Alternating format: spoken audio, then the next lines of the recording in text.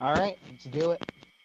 Hello, this is Ben Wheeler here with my co-host Anthony Marchetta, and we're going to be talking about fighting anime, Hideaki Anno, and whether one needs Evangelion or anything in their life to depress them as much as this. Anthony, how are you doing today? I've had an obnoxious day, but I'm okay now. So, I work from 5 a.m. my time to 2:30 p.m. and so So I fell asleep in a nap, which is why we're late.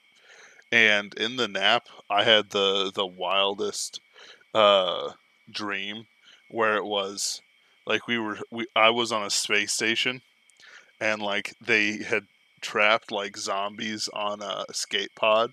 They were shooting it out, but they they're possessed by like some sort of space devil or something, but they like shot back around onto like the deck, and it was a race between me and some others and the devil possessed space devil possessed zombie things to reach something in time, and that's about when I woke up. So it's been a pretty wild day. I can honestly say I have never had a dream even on the level of close to that interesting.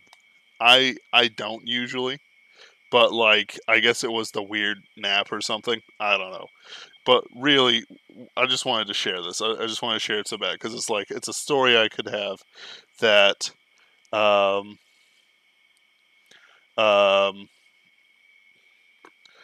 you know I could write, but I'm not going to. I don't know. Naps make me look me. So we're talking about Hideaki Anno and sort of fight anime and animation. I've been hitting Baki the Grappler pretty hard, Oh, I and know that one. yep, and that's pretty good. I've been enjoying it so far.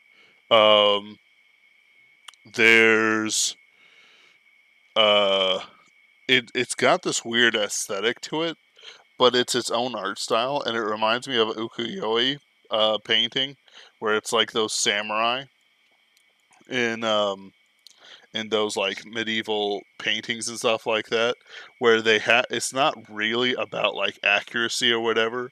It's about like emotion and drama over anything else. Baki the Grappler. Yeah. So like the first set was like there's a whole bunch of martial arts and stuff like that, and then eventually he just gives up on the pretense of having any sort of accurate martial art, and goes straight. Um, I don't know, JoJo's Bizarre Adventure. Like there's no better way to put it. I watched recently. Me, my brother, and sister decided we were going to try something. It was recommended by Mother's Basement Jeff. Oof. Uh, Seis Manos, which is like a Mexican martial arts cartoon, technically not anime, uh, Right, technically. that they tried to do in like a grindhouse style, with the older, old timey looking camera film technique. It Mm-hmm. was hilariously terrible. That's Like, it unfortunate. was really bad, but it was funny. Mm.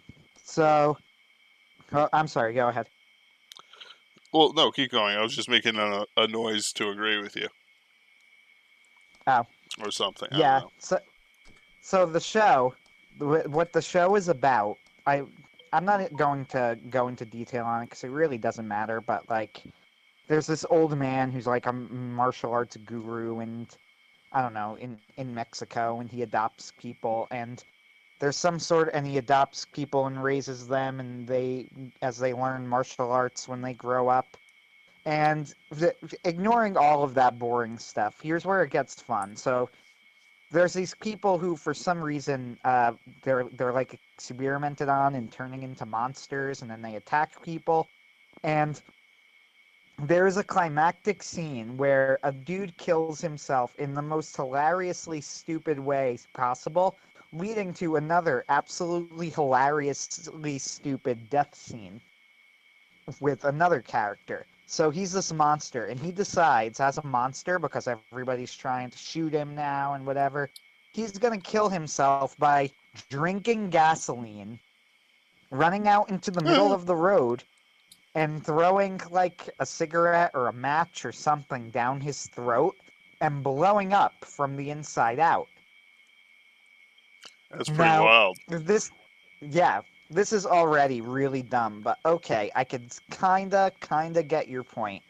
He realizes he's invulnerable and thinks that blowing himself up is the only way to kill him now? I don't know. Even though that wouldn't blow you up, it would just set you on fire, but whatever. You know, drinking gasoline and then eating a match would just set you on fire. It wouldn't blow you up, but I don't know. So he blows up, and then the fire from the fireball that engulfs him hits a trail of gas on the ground, because of course there is, that goes back to the gas station, that hits Mm-hmm. something in the gas station that blows up the gas station. Now, this is already, of course, really stupid, and I was already going, really?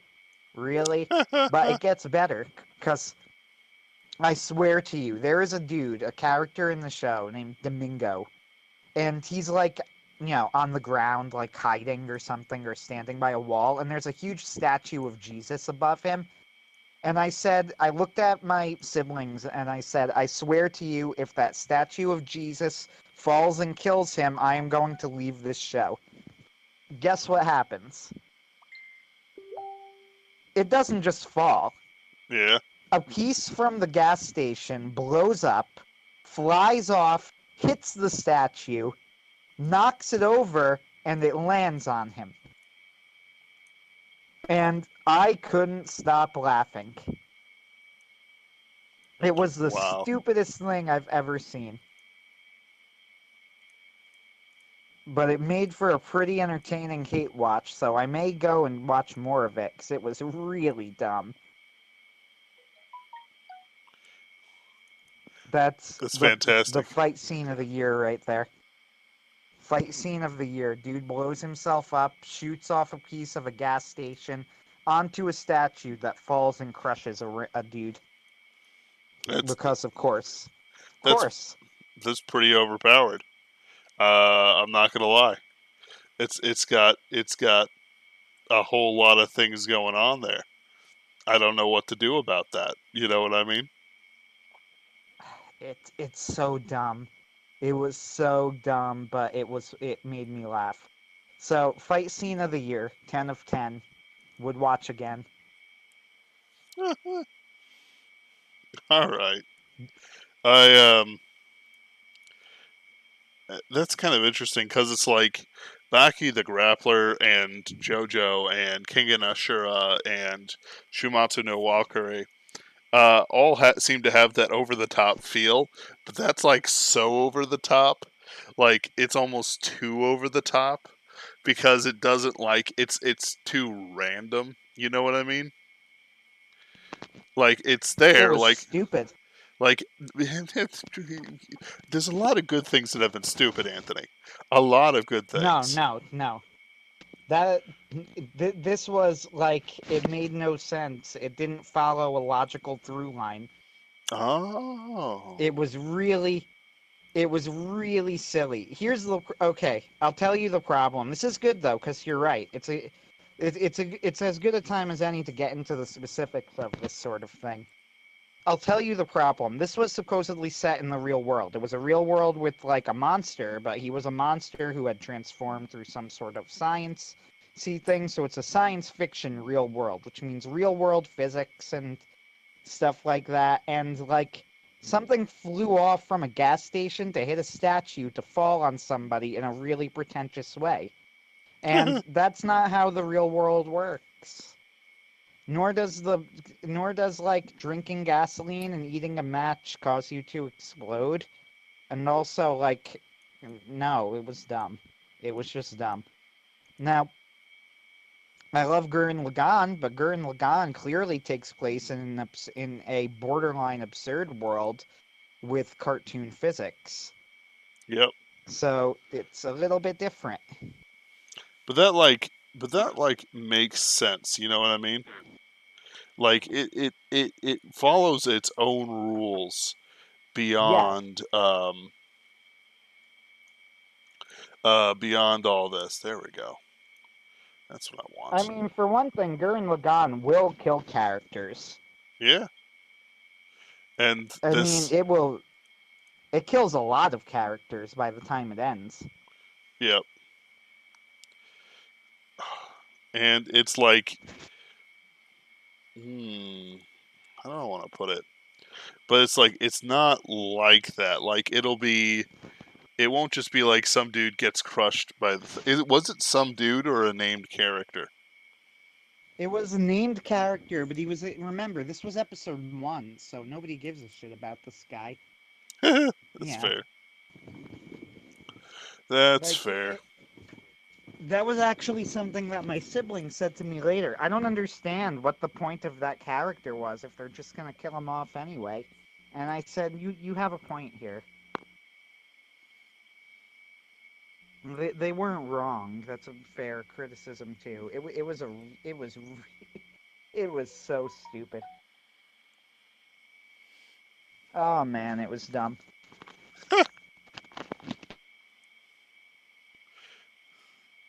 That Gurren does Lagann. Go ahead. that does sound pretty dumb. I kind of recommend it though, because if you could watch that scene and laugh your ass off at it, then maybe it'll be enjoyable to you. Sure. So like, Now, hmm? all you.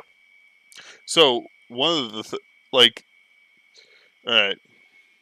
So with the whole like sort of ridiculous like introducing characters and killing them off, like I'm actually kind of okay with that sometimes because you do need like in the first fight especially a jobber against the hero or against the villain so that like you can get a sense of like, oh wow, how awesome is that guy gonna be?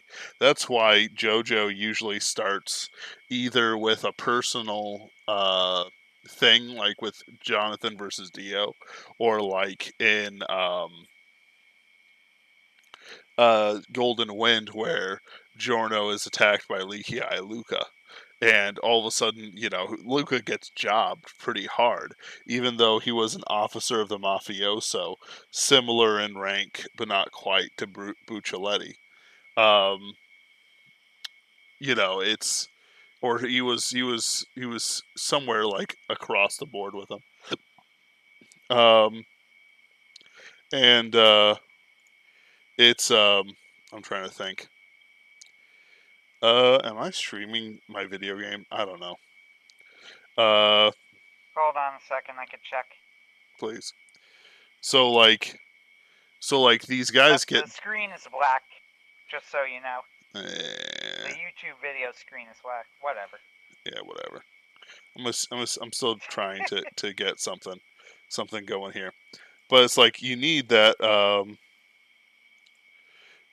jobber just to just to get things going. Like you need you need that sort of like I don't know, like Fall Guy. Like it's I don't know Yeah, what to jobbing. call it.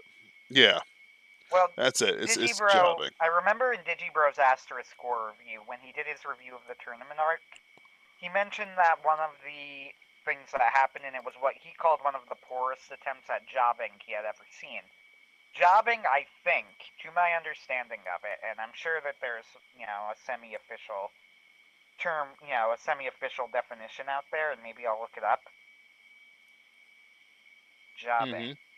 But my understanding of it is that when you job a character, what you're doing is establishing them as a threat by having them take out another character who is also supposedly strong.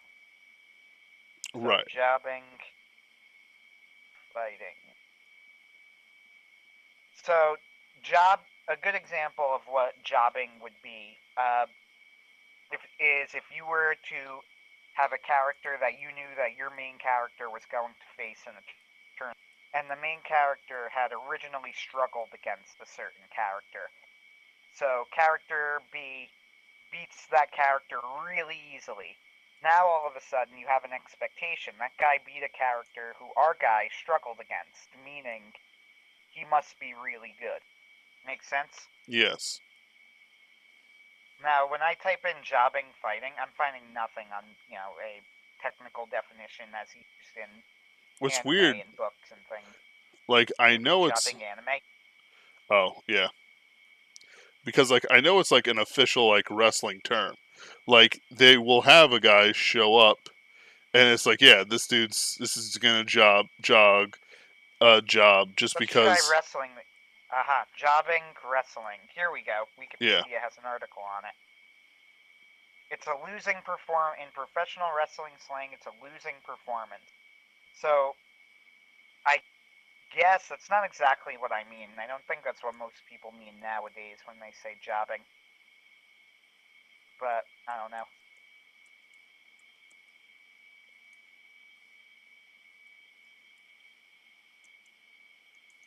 Ha. There, that's like an entire position in pro wrestling. That's pretty funny. Yep. Usually, as I To understand them, it. one Hmm? jobber to the stars, a wrestler who defeats pure jobbers, people who just and mid-carders, but who consistently loses the top level or up-and-coming stars. Huh. That's pretty funny. I didn't realize it was more developed than I thought. Or than the. Oh, professional wrestling is extremely detailed. Oh, yeah. They have such a detailed and specific terminology and like backstory and history. It's pretty funny. Wild. I don't. I do not like professional wrestling. Tried looking at it. It looks dumb. It's just dumb. I don't buy it. I can't get into it. Oh well. I'm sure people love it. Mazel tov. Not my thing. I enjoy it in a distant sense. Um, just because it's like it was something I didn't really have as a kid, and so it's like I enjoy looking at it, but I don't think I would enjoy actually going to a wrestling match. I know I have a lot of friends who enjoy it for its own sake, and it's like, well, it's fake, right? Yes, they know it's fake. Everyone knows it's fake to a point. These guys are actors, just like, your favorite Kamen Rider or whatever. You know what I mean? Yeah, I mean, I don't see. That's not my issue with it. Well, yeah, My I know, but issue that's is like the just typical that. one. No, but it's true. Why would you have an issue with it? It's like going to a play and saying, that, the actors in the play aren't real, right? You go, well, yes, I do know that people aren't actually being shot on stage. His So I heart get. was So not that's ripped not my out. issue. I'll tell you what my issue is. That like I don't know. None of it seems like something that people would actually do. Like, it's. It it just feels so fake.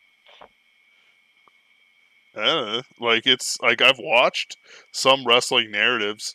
Like, there was this whole thing where this one guy was tormenting this other wrestler, and he like it ended with this super dramatic like wrestling match at his house where he was that the other guy was building because he was a well-to-do wrestler. Like, it's like, he had Right. made it when it comes to wrestling things. This guy had made it. So, like, it was so,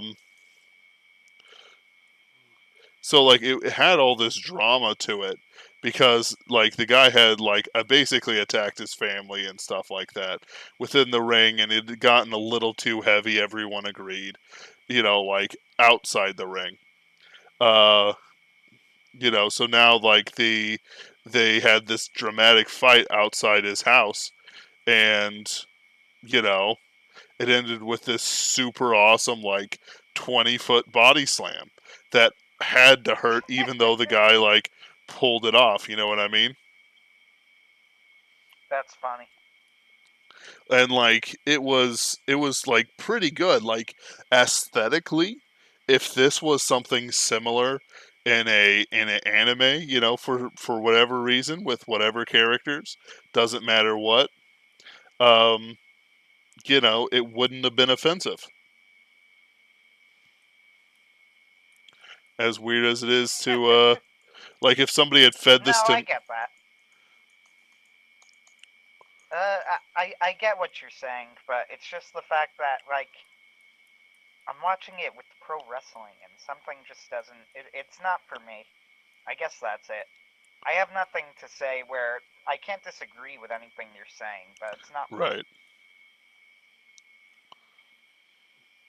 It's But it's real live people, and if you're not in the aesthetic of real live people, muscle bound men who could easily bench press many times your body weight. Um, I just view it as like live action JoJo. It kind of is. yeah, that's true. I can see that. Uh, best fight scenes that I've seen in anime and outside of anime. Outside of anime, that would include like live action fights and book fights and things like that. In which case, I would probably need to also include the scene.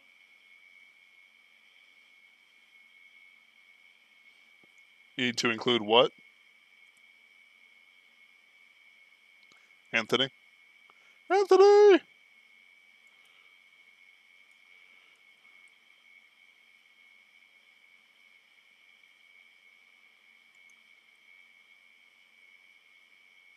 Oh no, Anthony.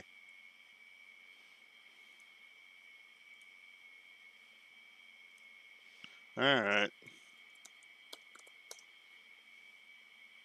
it's all right. Uh, maybe did I cut out? I don't think I did.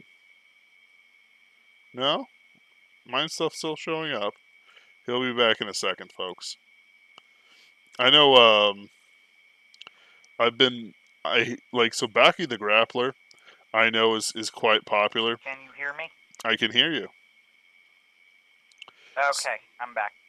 Hey. Hey. Yeah, so for the people home, I was actually had plans to get headphones today, finally. A cheap pair of real life headphones with a microphone and everything that I could use. And then I got a flat tire. And that Oh, cost me a bunch of money, so we're delayed again before that can happen. So we're stuck with the constantly cutting out phone. Life is pain. What can you say? that's fair. That's fair. So Yep. I'm stuck with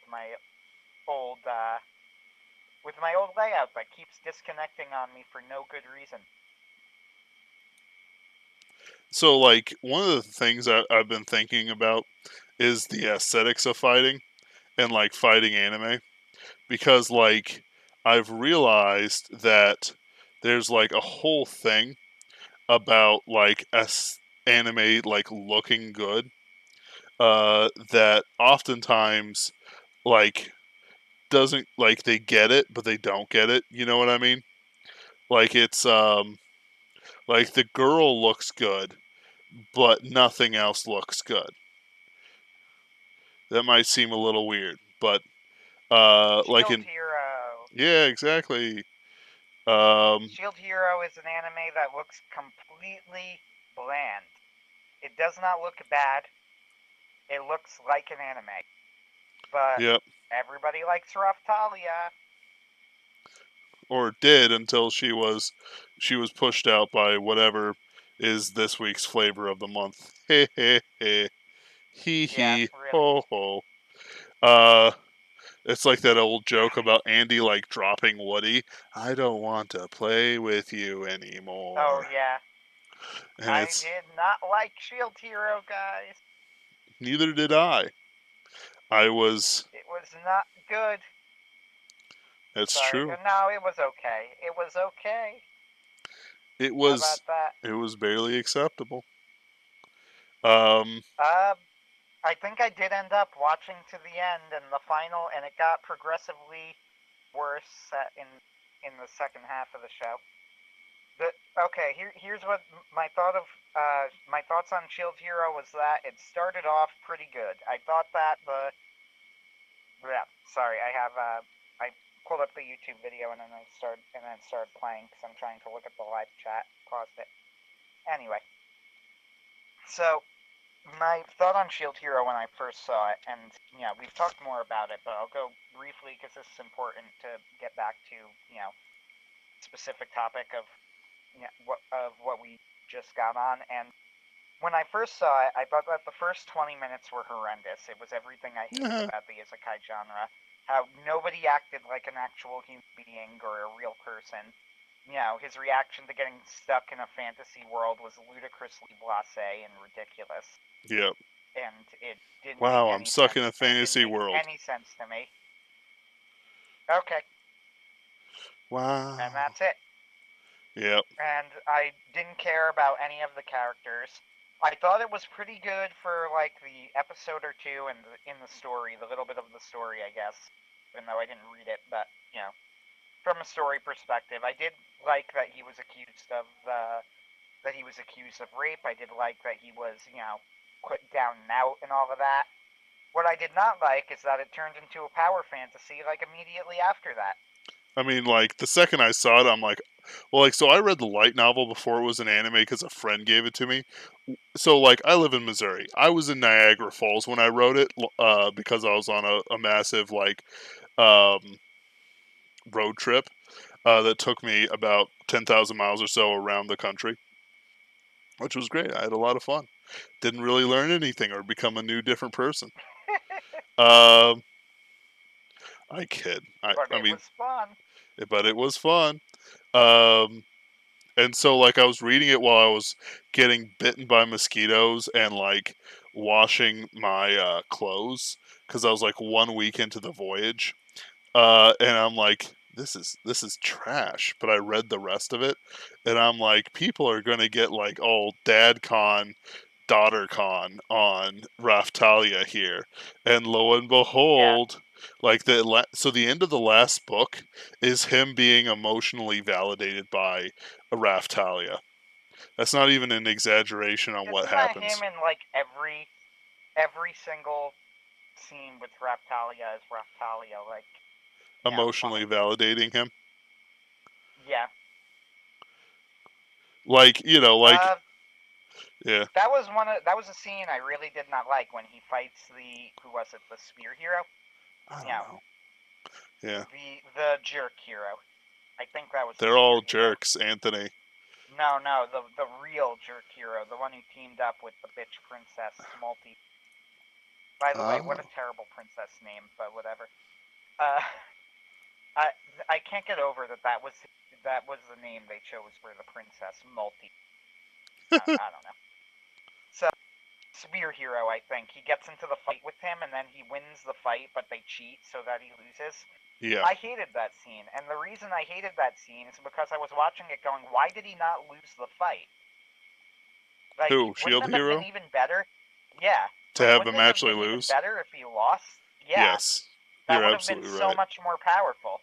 But he wins the fight, and then they cheat because you gotta have that power fantasy. I'd It's not that actually he's be good. actually weaker. Right. Yeah, it's not that he's actually weaker. It's he's the bestest of all of them, but the man keeps him down. And then later, they literally almost say that. We're like, in a non exaggerated, silly way, but pretty much that word for word. Like, you are the best of all of the heroes, and everybody else is pretty much your servant. Right. And I'm like, so then I guess him being the shield hero is not really that big of a problem, is it? I guess that was never an issue.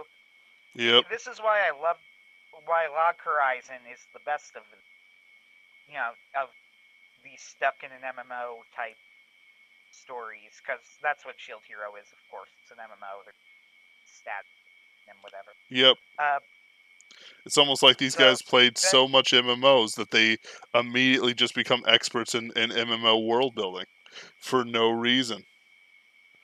yeah, the Log Horizon is easily the best one of them. Log Horizon starts the story in media res with extremely high level characters.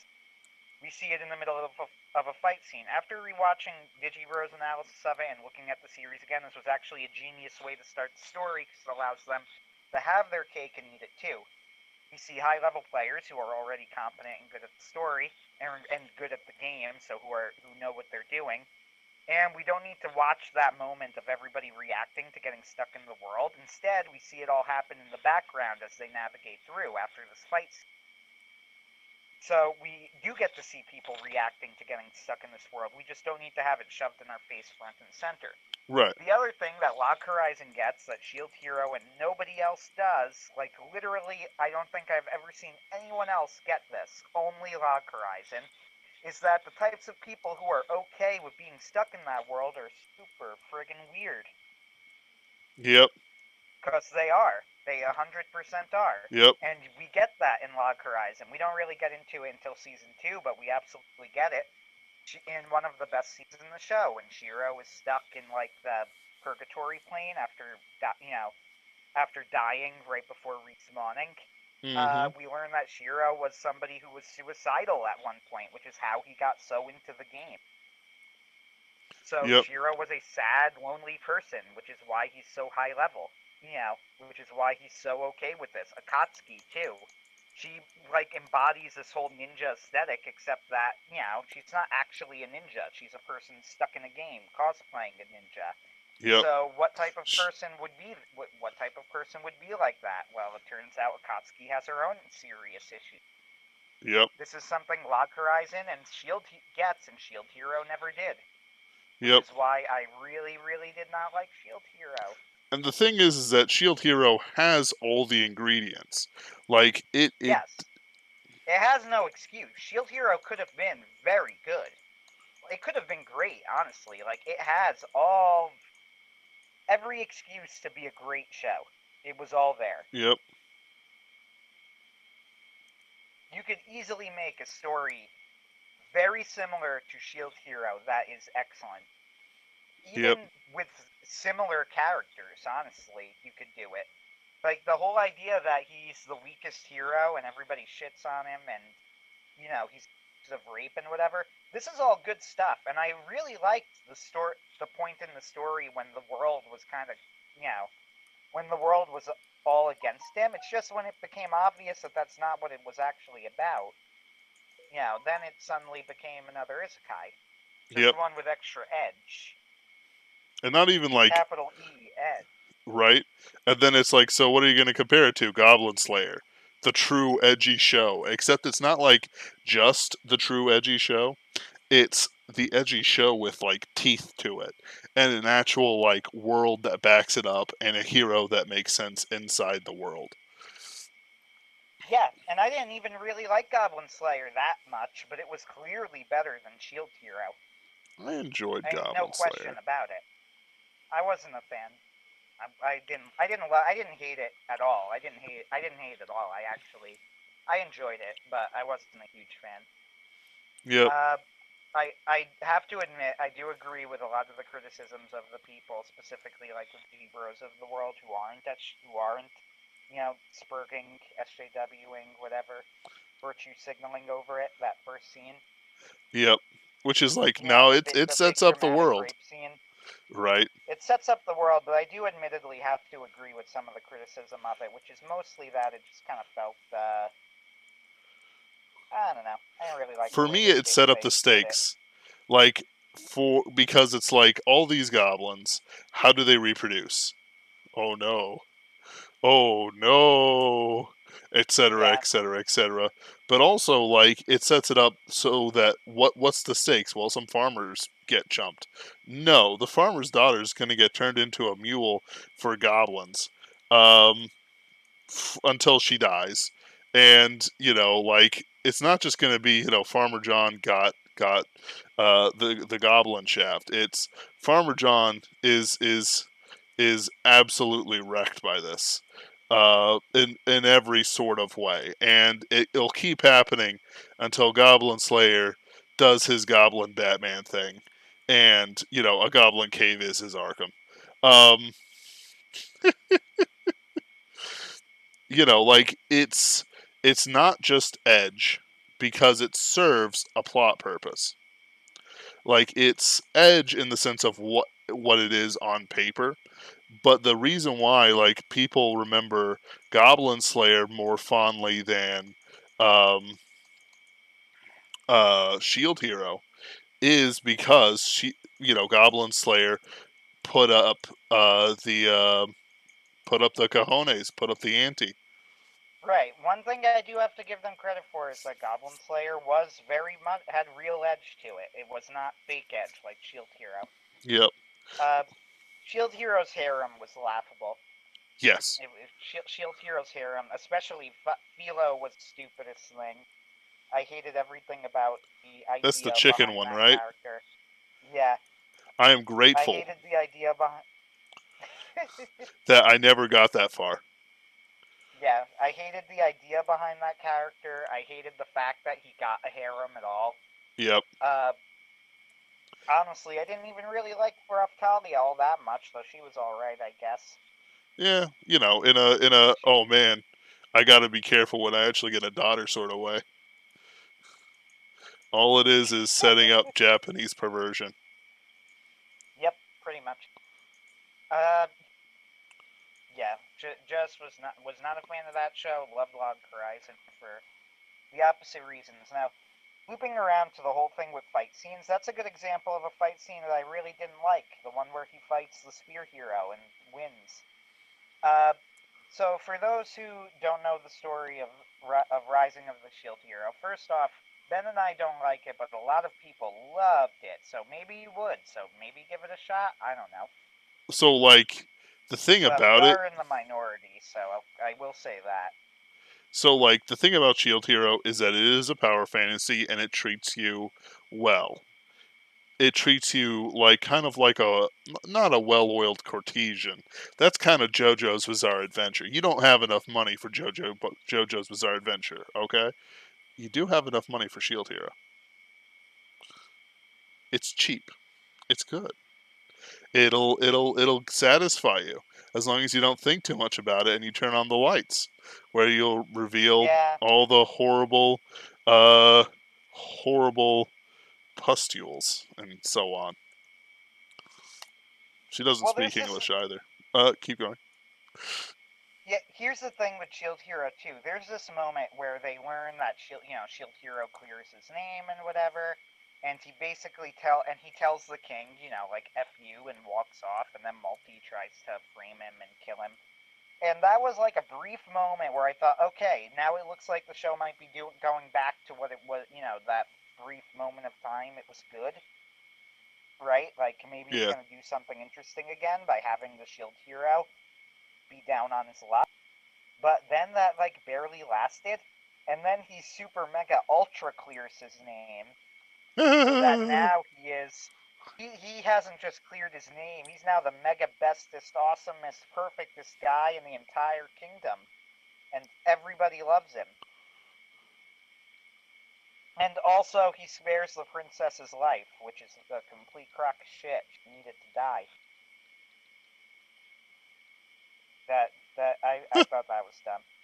Actually, I thought that whole scene was unbelievably stupid, especially when they I don't know, dissolve the church and then restructure it in front of a crowd of people, and I'm watching that going, "Oh, come on. How is this supposed to work?"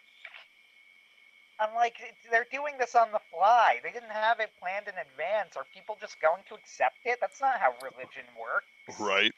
But, it's the Japanese. And Right. the Japanese have have absolutely no clue how religion works. Right.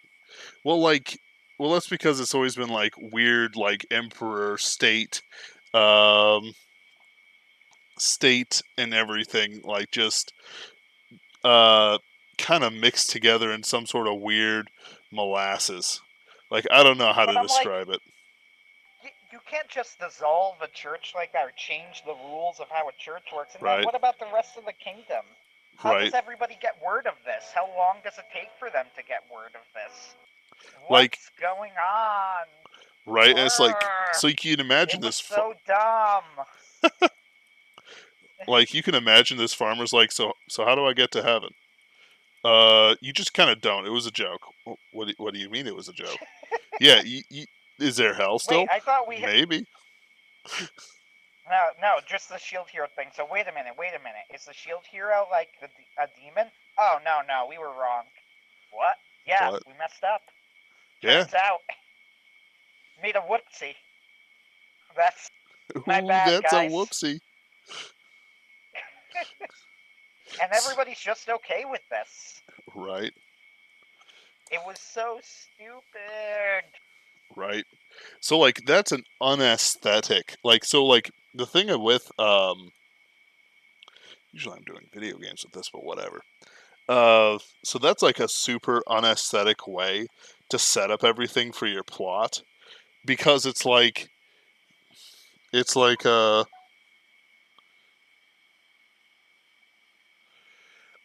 sorry. Um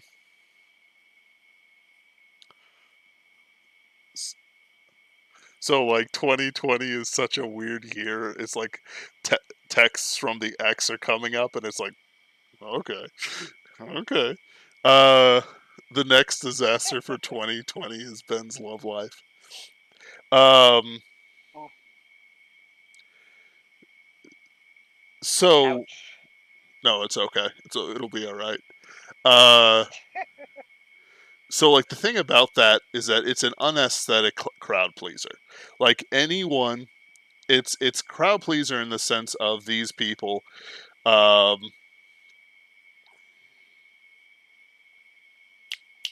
I'm trying to think. I'm trying to think of the word in the sense that it satisfies people as long as you don't think about it too much. It's kind of like a carny Right. without skill. Like the carny without skill can still do a 3-card Monty. He can still gather together a crowd, and he still has his strange and well-muscled clowns running around, um, and a couple pickpockets, and at least one orphan, as you do. Uh, who knows whether it's got a mythic destiny or not? Who cares? So, um, Who cares? right. What was I even talking about? Right, but it's not the same as the actual circus. Like Goblin Slayer is aesthetic, and Goblin Slayer, Log Horizon, um, are aesthetically excellent shows. Like it's got the full thing to it. At no point can you accuse Log Horizon of not thinking out its world, and it's the same with Goblin Slayer. Like they stand up to Yes. criticism. Like um it's it's um it's like so like there's what was his name? Who did Night is Short Walk on Dirt Girl, Tatami Mad Galaxy, Devil Yuasa. Yuasa, thank you. So Yuasa is And like super Daizouken. sure. Uh Yuasa is super into aesthetics. But because of how Yes. he controls his art style, the full picture is shown. Same with Miyazaki, same with Satoshi Kon when he was alive, Yes. same with And I am everything. not a fan. I'm gonna say that I don't really consider myself a huge fan of Yuasa, though I guess I like Daisauken. Uh, I was not a. However, I can't deny that the man is legit. You know, and this is my whole point of objective quality in art. I am perfectly capable of recognizing when somebody is both not for me and also a quality creator. Masayuki Yuasa tends to normally be in that category, though. I don't hate him. I really did not like Devilman Crybaby. Nothing about it appealed to me. It's more it's a legacy work, I view it as, and like I haven't watched it either, even though I'm a huge fan of Yuasa. I tried it. I was not a huge fan of it, but I didn't like Netflix ruined anything it. about the aesthetic. Yeah, so I've heard. Yeah. I did watch Ping Pong the animation, and I think it's horrendously ugly. And I'm What? apparently in the minority on this, and I don't understand how that's possible because it's one of the ugliest things I have ever laid eyes on, and I watched it because I have seen multiple people who I respect say that it's one of the greatest shows ever made and maybe the best sports anime of all time. And I finished it and I said, I don't get it. I do not get it. What did it do that was so special? What? That I show don't is all about the understand. art. It's the art. I don't It's the understand. art. Art. I mean, Aesthetics.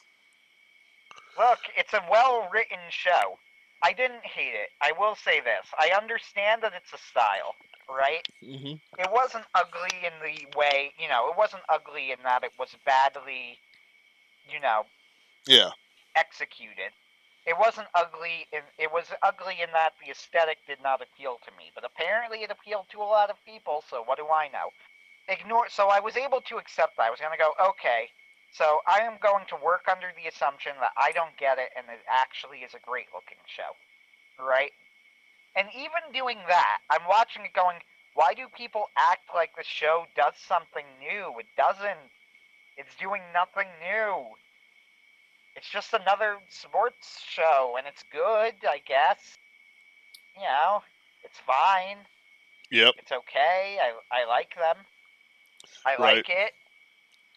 So, But like, why am I watching it and going, oh man, this is a meditation on, like, I don't know, art or life or depression or victory or talent or something. But I'm like, I can see all of this stuff in freaking high Q, which is as generic as it gets, and I don't even think it's that great. see, And I'm like, why is ping pong supposed to be doing something so, like, crazy bold or whatever? Ugh. so, Ping pong frustrates me because I want to love it and I don't. But I wish I did. I gotcha. I really, really wish I did, and I don't know why. And I've tried watching it more than once and just watching it going, okay, that was a show. It exists. It was, I guess I don't regret it. Why is it so good? Yep. Just, I gotcha. So, hmm. How do I want to put it? Like, it's all about the aesthetics. Like, sports anime is itself a fighting anime. right.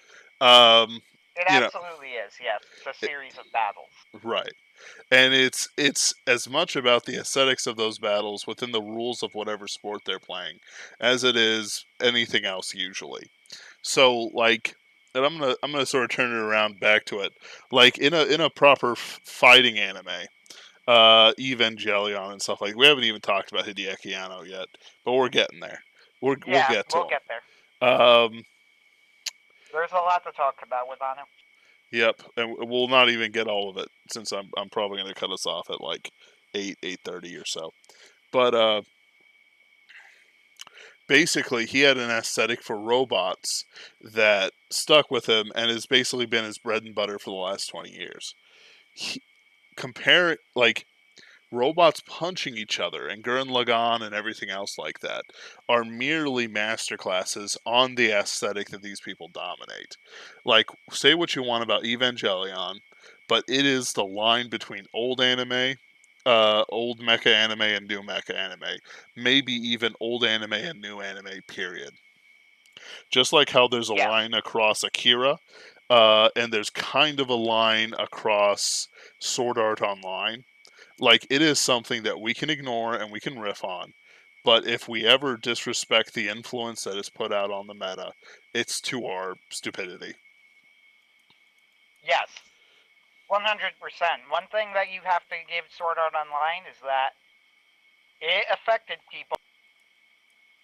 Yep. And it's like a kind of like Schwerpunkt, where like the culture changes on Yes. that point.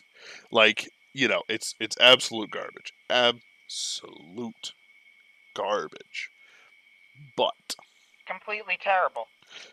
but it affected everything. and it changed everything, Mhm. and it is the line. So, like even JoJo's Bizarre Adventure can't have the same claim, or Baki the Grappler, both two things with a huge uh, volume library and um, I don't know, like Massive influence. massive influence and everything else like that. Even like JoJo's Bizarre Adventure, never you cannot say there was anime and then there was anime after JoJo's Bizarre Adventure.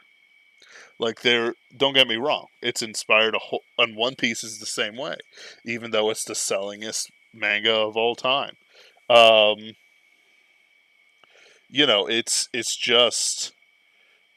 it's just beyond, you know, everything you can expect. Um, it's I don't know, like it's kind of like the printing press, and it's kind of like everything else. Like there's everything before the printing press and everything after. Like I Yeah, cannot. I get what you mean. Okay, I'm just making sure that the people in the back heard me too, and the choir, and the organist. Like, um, we one of the things I have noticed, like reading some of the really old manga that like lasted like 20 years or something. Besides One Piece, One Piece has always had its own style, but like it is kept to its style despite all the years that have been going on. One thing I've noticed is that, like with Baki, like it started out with super generic characters. Like you have the long-haired dude, the short-haired dude, and the hero looks like Jonathan Joestar before he leveled up into the big meat shield that we all love and respect, because he deserves it. Like I could bet I could put him two frames next to him, and you'd have a hard time. Like you wouldn't have a very hard time, but you'd be like, look at it. And then it evolves to where like Baki, where like each muscle is lovingly drawn, and like each crag of the face and each scar, like so that like how we recognize JoJo instantly, if you looked at it you could recognize Baki the Grappler instantly, like between the length of the legs, between how the muscles stand out, between how everyone has like zero fat content. It's pretty wild. Um, and then of course there's the art of it. Like JoJo has this high concept art where everyone's like not floating, but like you can imagine these people like doing all the things that their battles can do, even though they don't really have the musculature of especially in like Steel Ball Run and stuff like that, of like someone like from Baki, where it has dudes just punching each other, and there's no like ghost or abilities or anything like that really. It's just dudes who can punch each other really hard, and then they talk about fighting philosophy, and then they punch each other really hard again. Sometimes a dude will just take a bunch of punches and then punch back really hard to show how cool he is. It's great. It's amazing. The more I watch it and the more I read it, like the more I love it. Um, That's because funny. it's over the top, but it's completely serious. Like JoJo is over the top and completely serious. Baki is over the top and completely serious, but it's got two qualifiers. It is genuinely over the top, and it is genuinely serious.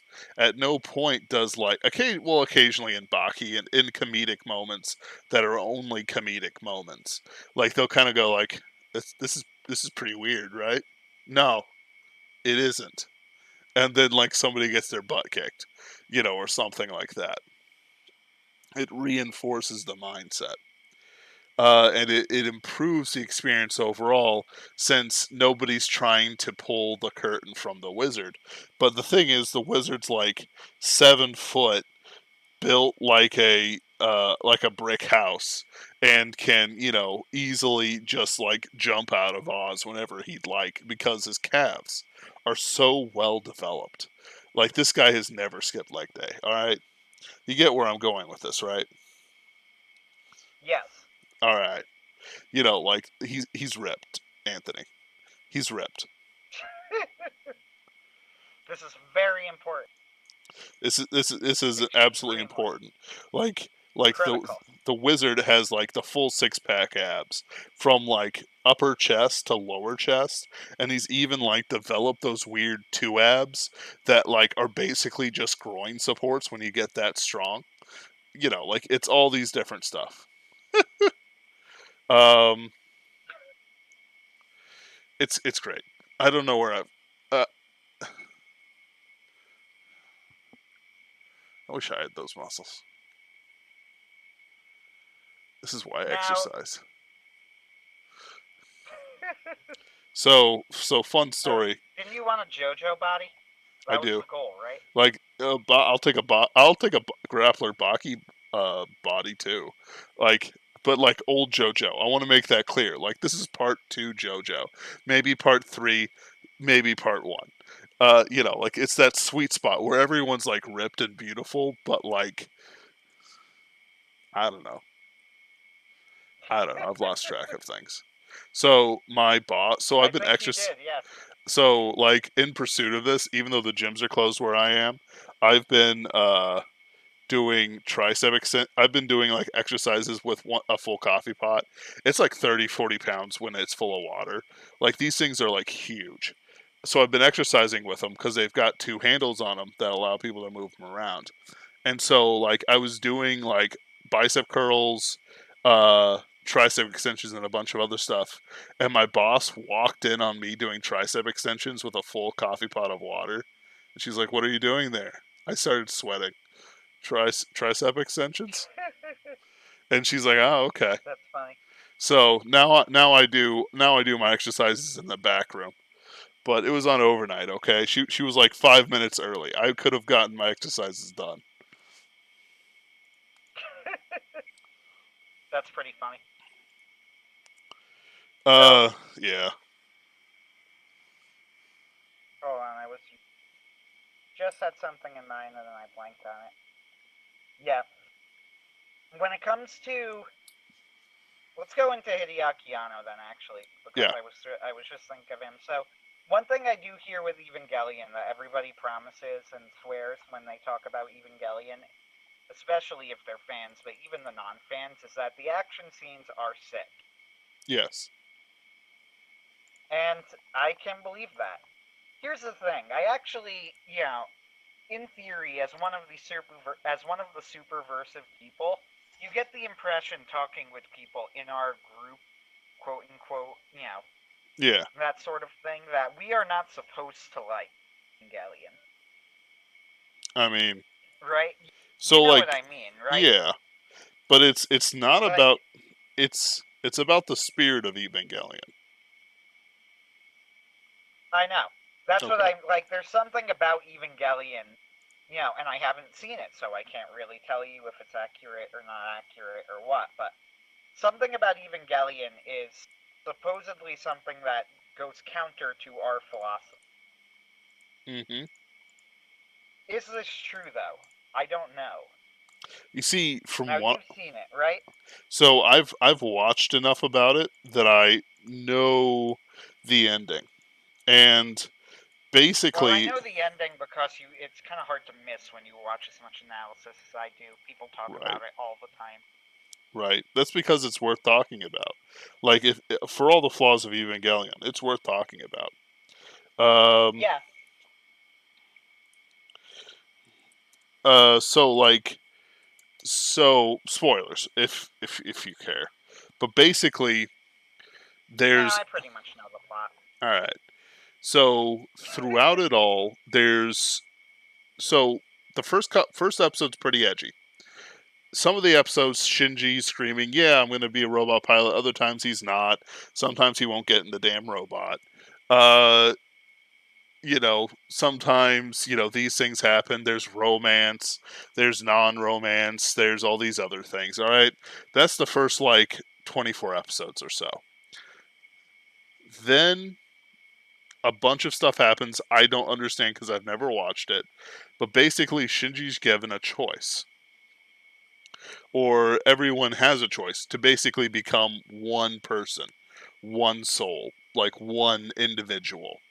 They are not individuals after it. It is instrumentality, which is itself anti-Christian. We keep our individuality in heaven.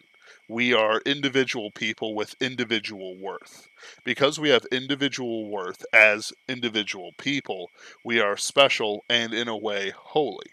Because God has made us like this. In a world where there is no God to make man like this, it becomes kind of hopeless. They're achieving a heaven of sorts where everyone can perfectly understand each other, everyone can perfectly talk to each other.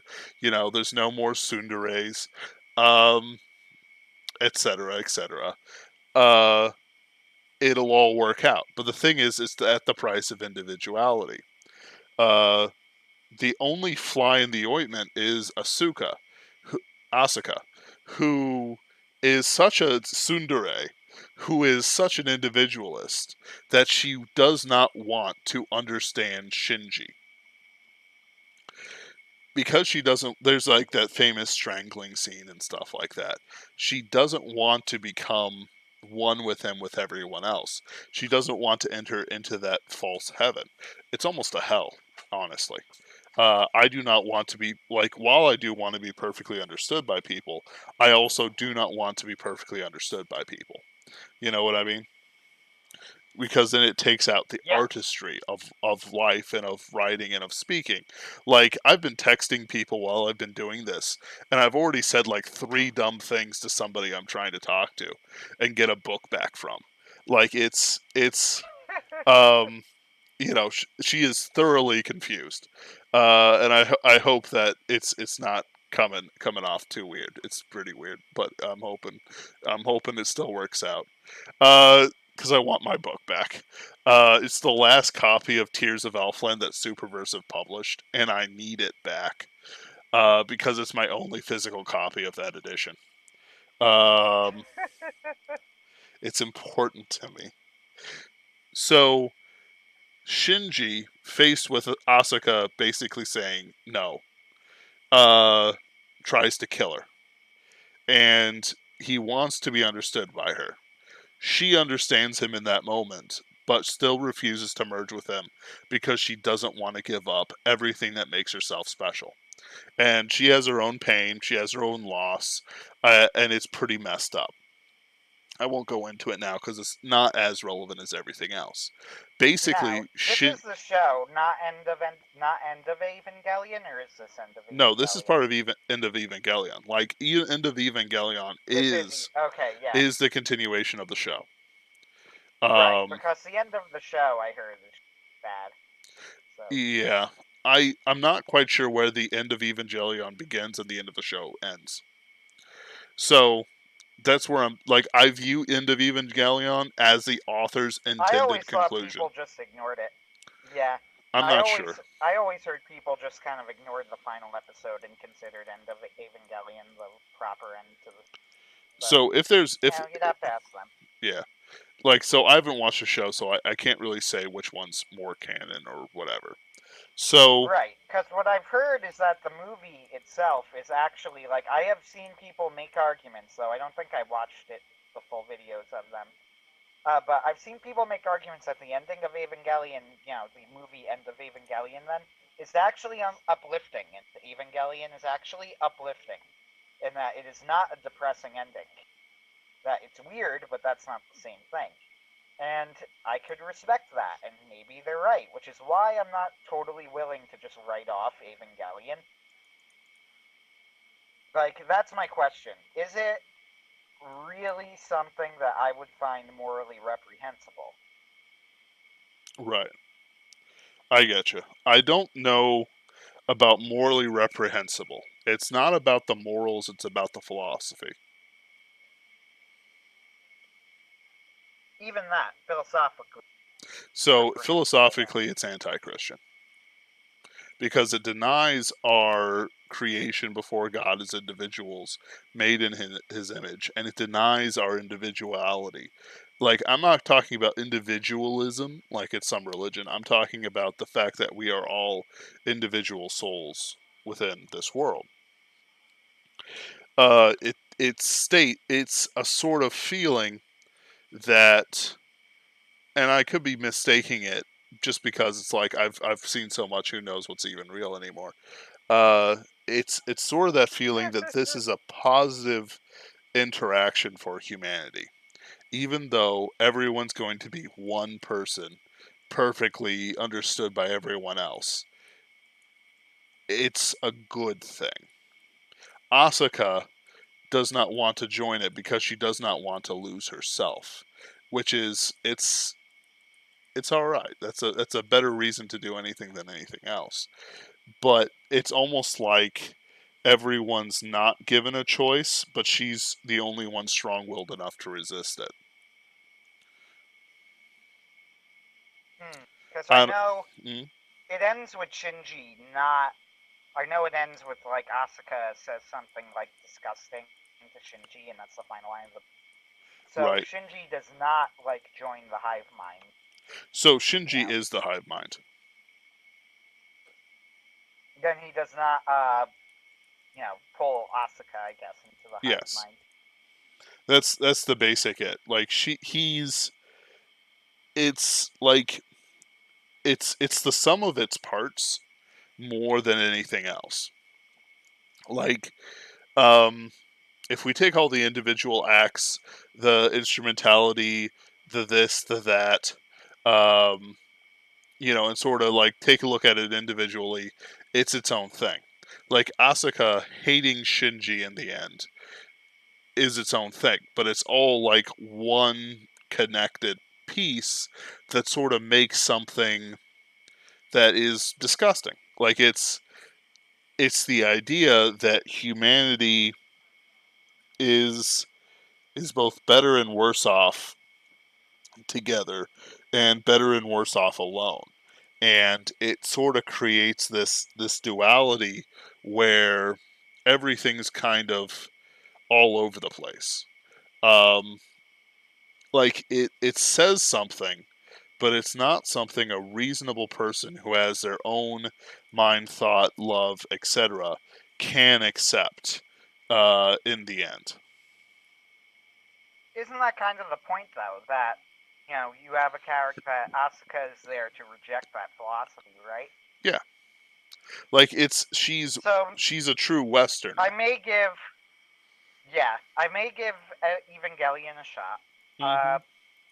I'm gonna go into it with an open mind. I'm not going to go into it as being like, anti Evangelion, because like I said, I know a lot of people who are like that, who are very insistent, and I think a lot of it is just the fact that it's a pretty edgy show, and people don't really like that, which is understandable and perfectly acceptable. I mean, you like what you like, but that doesn't Mm-hmm. necessarily mean it's bad. No, at no I know point. that it's often contrasted with Gurren Lagann, which I love and is one of my favorite shows. I've heard Gurren Lagann described as a sister show to Evangelion. I find that kind of but maybe. Yeah. Me. Hold on. I get you. Sorry about that. Okay.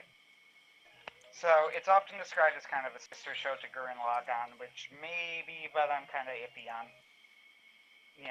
Yeah, I like guess it could. I guess, but Gurren Lagann though has such a broad plot that's been used in so many different places that it seems like you got to stretch a little bit to say that it's a sister show to Evangelion specifically. I think it's just that they happen to be telling a similar type of story. yeah, it's I like it's a similar type of story, but Gurren Lagann is 11 years on, and Gurren Lagann is like the more hopeful aspect of it. Like there is something to be said for a masterwork that is like not always beneficial to society. Like it is it did like kick open, wide open, new ideas for the mecha genre. But like, can we say that everything's like been a good choice? Oh, by the way, No. another Schwerpunkt is Harui, for meta-ness of narratives. Sorry. Like I'm gonna interrupt for a second. Give me 1 second, because I'm getting called in the distance. I will literally be like, okay, I promise you, less than 3 minutes. that's fine. I can rant a Keep bit. count. I'm always up for a good rant. Rant about Haruhi, and then I'll come back and catch up. So the reason why I'm bringing up Harui now is because it's another Schwerpunkt that is like the Evangelion for the Evangelion for like slice of life high school shows, like especially for like meta and otakudom. It busted open into the wider world that you can be an otaku of sorts, like that you can be an anime otaku that isn't connected with one thing. It allowed Westerners to adopt a more Japanese mindset. Like, even though Harui is interesting, it's not like, when I go back to it, I'm much less interested. The reason why it sort of took off is that it played around with so many tropes and ideas, and it had an it was a floating timeline, I think it's called, or it didn't follow the timeline very closely. It had an interesting character that everyone wanted to be their waifu, and then it had a bunch of other beautiful characters, and had a vaguely interesting plot and a main character that might be God. Not God, but a God, and enough of a reality order for it not to matter. And various characters and abilities are there too, and it's super cool, and you wish all your friends were espers and time travelers, etc. And it hits at a point where, like, there's nothing like it. There was nothing like Evangelion. There were other mecha shows, but this was special. There was nothing like Harui. There were other slice of life uh, TV shows with cute girls and stuff. You wanted to be your waifu, like Canon and Clannad and so on, but nothing like Harui or something like Sword Art Online. There were other technically isekai shows. There was Escaflowne. That's probably the biggest example I've got on here. There was also 12 Kingdoms. 12th Kingdom, which was also pretty good. Like, genuinely, these are good shows. And 12th Kingdom anime is weird. They added another character, and I don't really understand it. It's very Chinese rather than Japanese, in my opinion. But it's interesting. It's worth reading. I've got the first 3 light novels. Honestly, the first light novel is pretty good, but it's nothing compared to the cultural weight of Sword Art Online, where there were isekais before Sword Art Online, but then after Sword Art Online saw success, it's a completely different ballgame and a completely different animal. I'm going to look up something real quick. I can't really think of another anime that can really match the effect that these things have had. Let's get to top anime. Like, Full Metal Alchemist doesn't have the same thing. I'm looking through the top like anime series of all time. Gintama, Hunter x Hunter, like, these were all, the heck? It's Legend of the Legendary Heroes, of the Galactic Heroes. Like, these all have different things to it, but it doesn't have the same effect. Like, Attack on Titan is closer to actually having a effect like it, just because of how dramatic everything was, and everyone was talking about it, and the opening was so awesome and stuff like that. but I can't really think of why it would be this high. Like Code Geass has a whole bunch of stuff to it, but again, I don't know why it's so high. It's like Code Geass. The second season of Code Geass is the 18th highest rated anime on my anime list. 3 points above Mob Psycho at number 19, and that hurts me. Like, I guess One Punch Man might turn into that, but the thing is that I haven't seen enough influence go out of it in a line. So, or Cowboy Bebop's the same way. Like, it's got a whole bunch of stuff to it, but it's not quite the same feel. So, to be a schwerpunked anime, which is, as we stated, Haruhi, Evangelion, Haruhi, Evangelion, and oh my goodness, Sword Art Online. I feel like there was another one. It doesn't matter. So, Evangelion, Haruhi, Sword Art Online.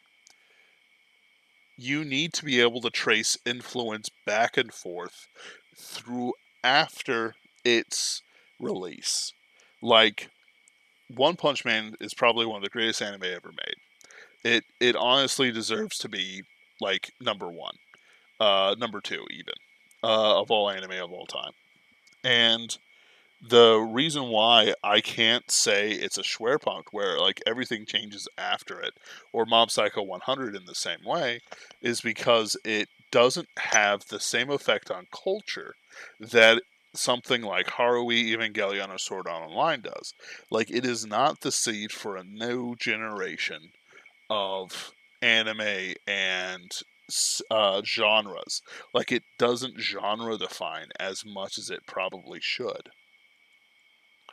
No matter how good like Full Metal Alchemist Brotherhood is, it's still not as genre defining as any of the other three that I've mentioned.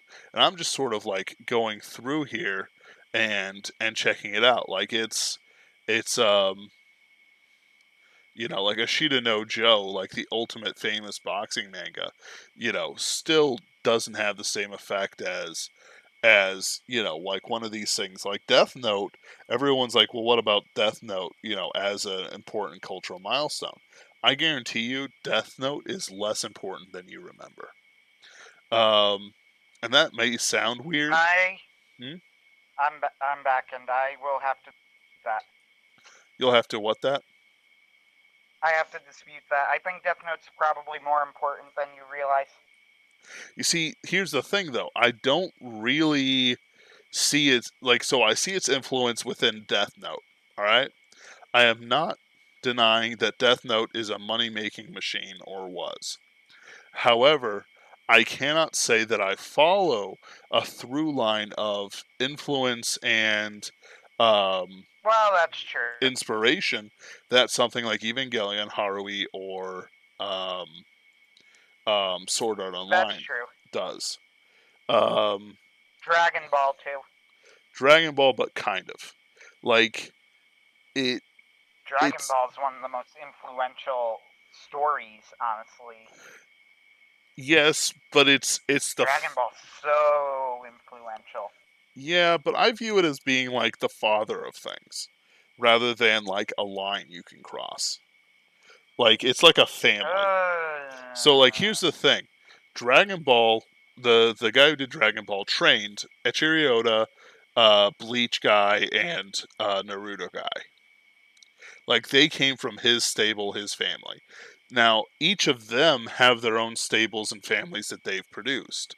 Fairy Tail was directly trained by the Eiichiro Oda, and he directly trained a long-running rom-com called Yankee-kun to Punk to Glasses Girl.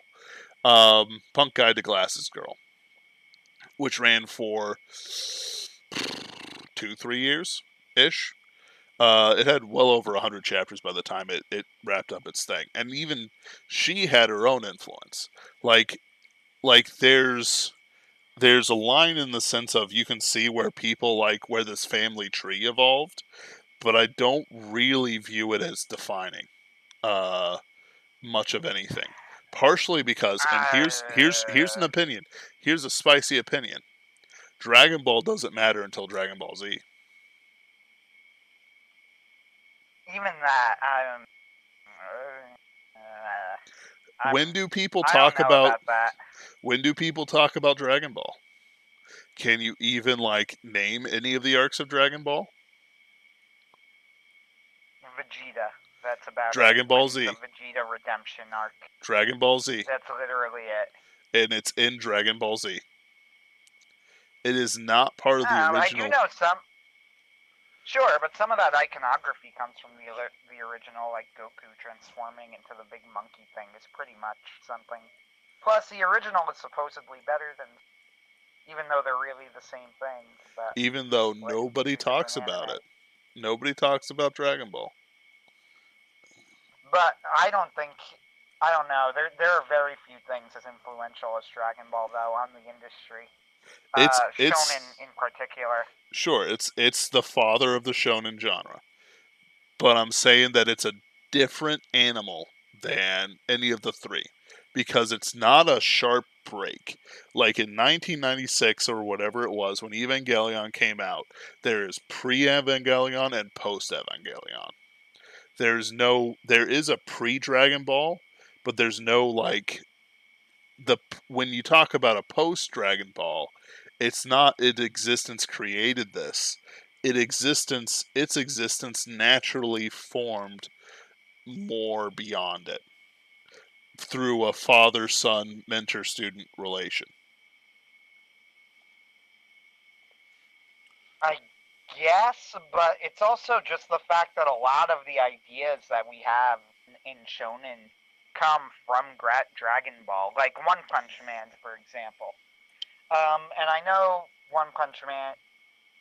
When people think about the central premise of One Punch Man, Digibro mentioned this, is that he's pretty much, even though they don't say it directly, he's pretty much parodying the Frieza arc of Dragon Ball, right? That's what it is. I wouldn't be able to say. Like what makes it the Frieza arc? Because that's the one that everybody has in mind as lasting millions and millions of eons, and, fights go on forever and keep escalating in power and whatever. I mean... So, fine. The point is that One Punch Man is really parodying Dragon Ball. That's where we get that whole idea from. And I concur with this, by the way. That was my impression of Dragon Ball when Dragon Ball aired. I was not a fan. I'm still not a fan. Once again, this goes back to I can have an objective respect for Dragon Ball as a story. I don't necessarily think it's a bad story, but it doesn't really appeal to me specifically. Yeah. It doesn't appeal to me specifically. So that's fine. Okay. Now, One Punch Man is pretty much parodying Dragon Ball. Those whole things, like those types of arcs, everything about it, it really, and the aesthetic of Shonen, for that matter, really all goes back to Dragon Ball. In a big way. Consider this, Osamu Tezuka. You know what Osamu Tezuka's work looks like immediately when you see it, right? Yes. It doesn't matter what it is. It could be Phoenix, it could be, Dororo, could be anything. If it's an Osamu Tezuka work, with the exception of the Dororo anime, which specifically did not look like it, but if it looks like his artwork, you will know it's Osamu Tezuka. No question, instantly. Just a glance. Yes. His aesthetic really did not permeate anime, as weird as that sounds. Like, yeah, I'm thinking about it right now, and yes, I would say that.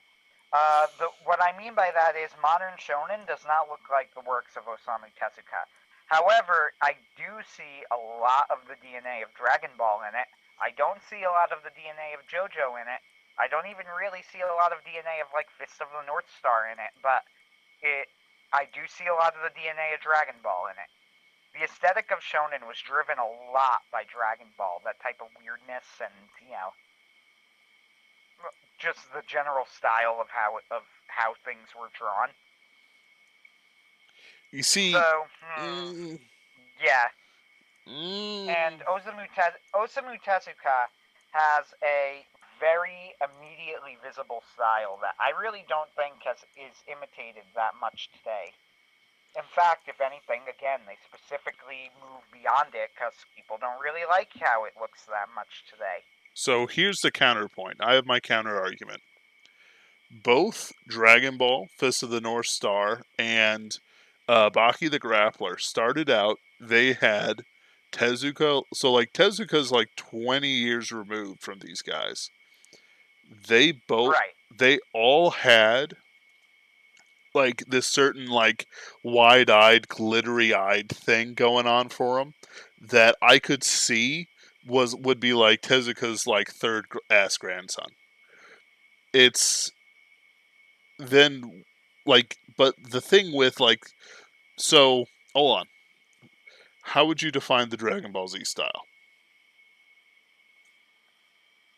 How would I define it? Mm-hmm.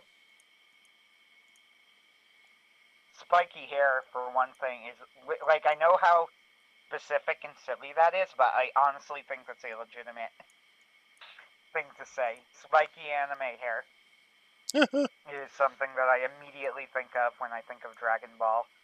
The other thing that I would think of are those constant power ups. Generally how fight scenes are choreographed in modern anime and how fight scenes are structured in modern anime. Kind of goes back to Dragon Ball. Digibro mentioned it in his review of My Hero. He did a short video on My Hero Academia that was really good when he said, have you ever noticed that when people praise and talk about what they like about My Hero Academia, it's always about the things that it doesn't do? And the reason for that being that it basically follows the shonen formula closely. It just executes it really well because the shonen formula happens to be really good. The thing is, a lot of what we think of as the shonen formula is something that kind of didn't exactly originate with Dragon Ball, but Dragon Ball made really popular. So, all right. Makes sense. To a point, but here's the thing. You have a hero, starts off as a young man, he experiences tragedy, and he's wandering the earth for something very specific. This thing will grant him ultimate power, but also a sense of release, of being at the top, and not having anyone being able to threaten him again. He has spiky hair, kind of a violent attitude, even if he's nice on the inside, and really enjoys fighting. He gathers together a crew of. What's wrong, Anthony? What's wrong? I can see where you're going in this, but with that said, I cannot name what you're referencing off the top of my head. So keep going. Right. Let me see if I can guess it. Right. So he has a series of well, I'll just keep going, dude. I can do this literally forever. He has a series of specific moves and a very specific bodily oh my goodness. Like, you can, if you saw him, you could recognize him instantly based on his scars and or unique bodily his body's unique. Point is, he's got like things on him that make him look special, more special than your average bear. Okay, point is that I'm not actually describing any one thing. I'm describing all of them. Do you get me? I'm describing yes. I'm describing Fist of the North Star. I'm describing JoJo's Bizarre Adventure because look at the man's pectorals. The man's a brick house. I'm describing Dragon Ball Z. I'm describing One Piece. I'm describing Naruto. I'm describing I already said Fist of the North Star. I'm describing like a little bit of everything. All of them. I'm describing all of them. I'm saying what I'm trying to do is that whatever Dragon Ball was, it is as much its own thing as Fist of the North Star is. Fist of the North Star is the father of, like, Grappler Baki and JoJo's Bizarre Adventure. I agree. Look, they both have their own, their own lineage and stuff like that. However, I think when people think of shonen anime and those types of insane power-ups and things like that, generally, I think you're thinking of something along the lines of the Dragon Ball aesthetic. I think of, too, Yu Yu Hakusho is very, in that vein, and that seems to follow more the Dragon Ball aesthetic than the Fist of the North Star aesthetic, if that makes sense. Well, Fist of the North Star has that thing where it's like the first to do something or the first to do something that matters, even though I'm sure there were examples before it that we just can't remember. It's a little bit rough around the edges, like the genre is not as defined as it could be, because Fist of the North Star is a shonen anime. I think it was literally published in Shonen Jump or one of its publications. Just like how JoJo's was a shonen anime and still is, and how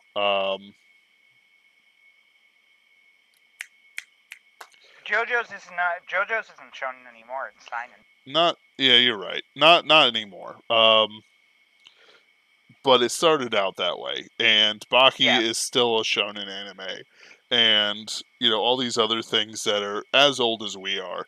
I'm still kicking. Like Dragon Ball Super is utter atrocious, but it's still got its loyal following. It's still going. It's still going. Energizer, it's like the Energizer Bunny. It's still profitable.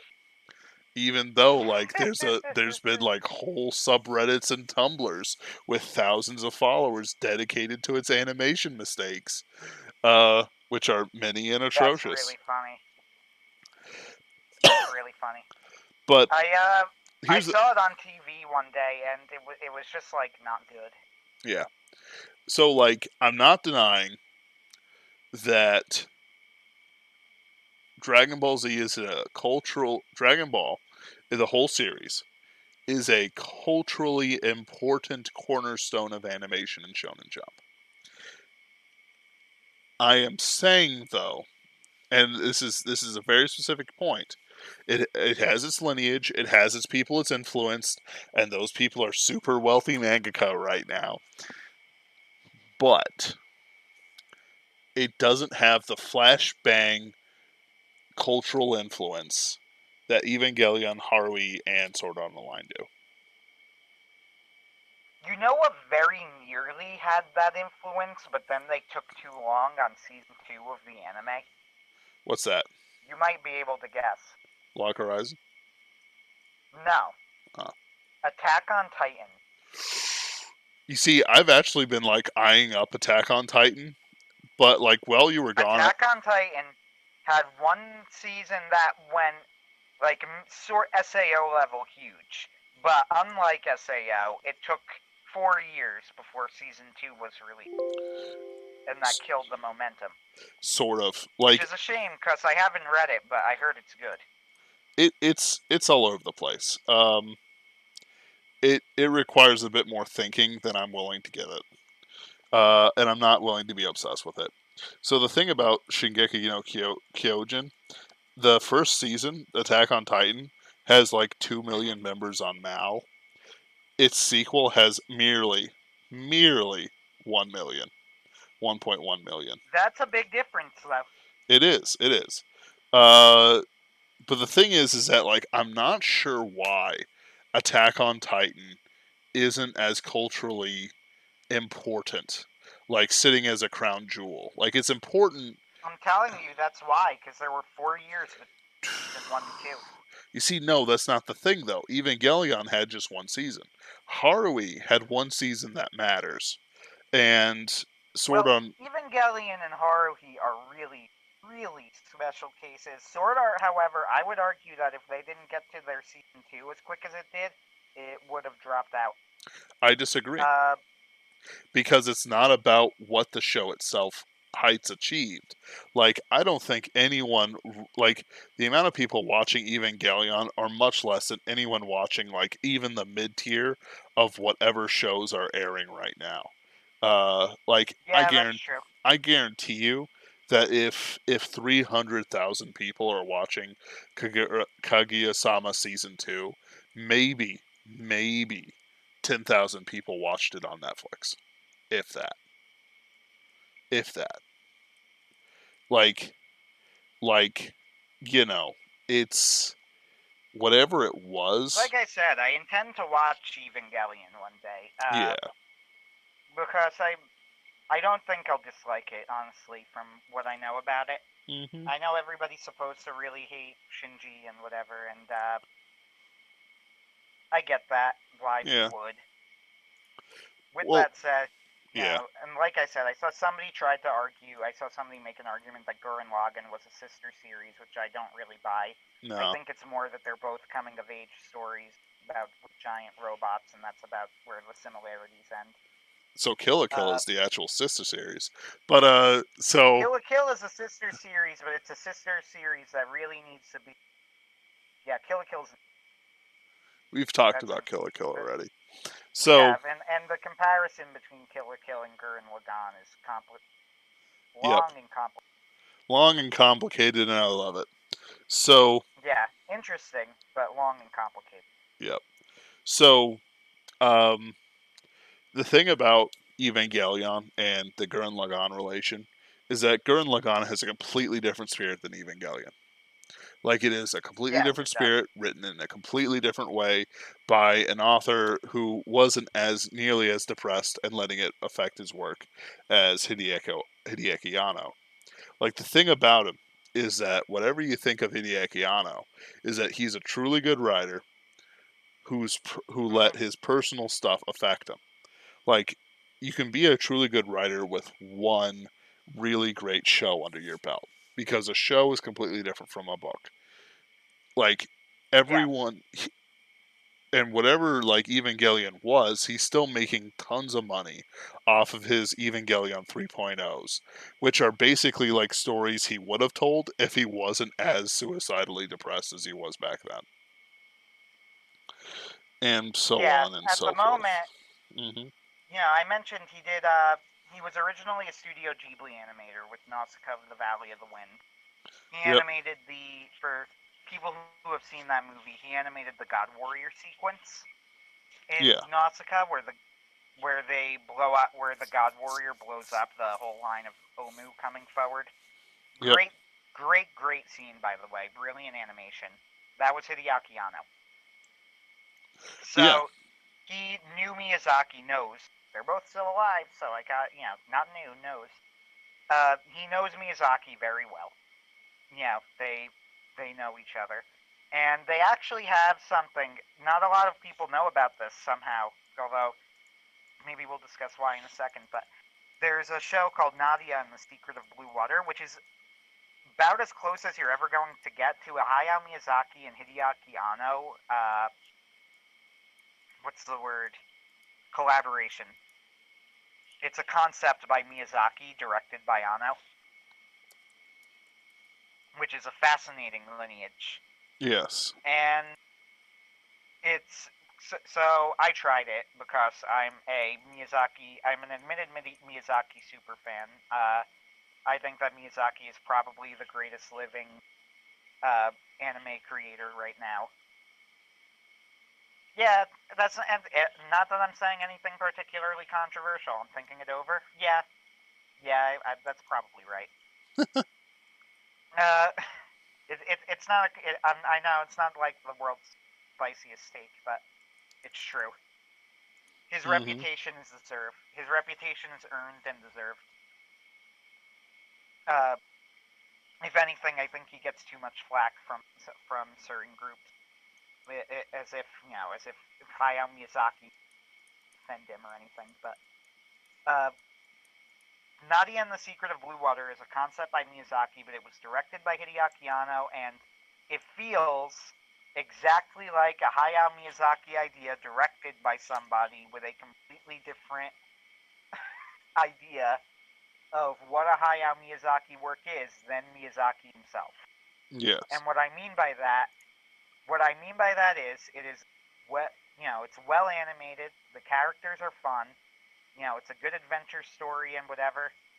And I more or less recommend it, except for the fact that anytime it tries to add any nuance at all, or tries to get into, a more specific philosophy, one that people have in their heads as Miyazakian, it falls flat on its face because Hideaki Anno is not Hayao Miyazaki and does not understand what Miyazaki was trying to say.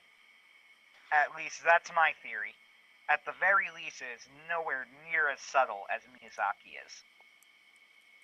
Now, if you want to talk about when I said that I, like Hayao Miyazaki, defend him, I guess that's really what I mean by that. The biggest thing is that I think that Hayao Miyazaki is actually a very subtle and nuanced writer, and for some reason he has this reputation as being like really over the top in his and messages and whatever. And I actually strongly disagree with this. I don't think this is true. I think this is a mischaracterization of his work for the most part. Right.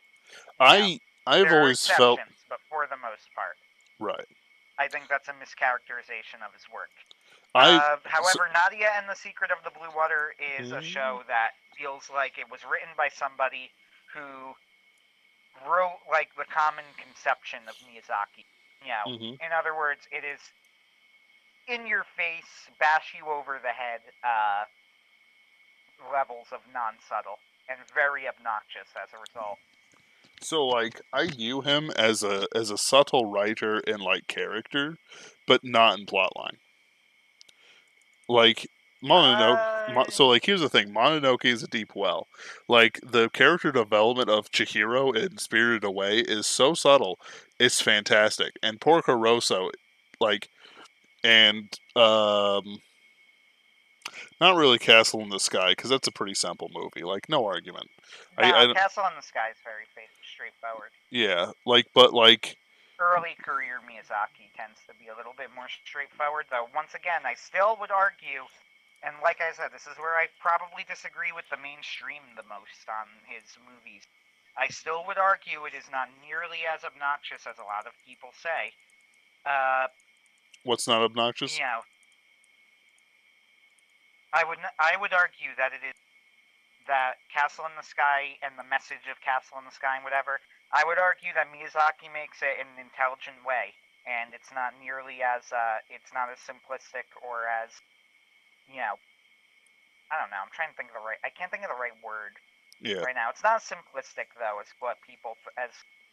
people's conceptions of it. Mononoke especially is one that I will argue till the cows come home is a much deeper, much more nuanced movie than people give it credit for. Yes. There's this idea of Princess Mononoke.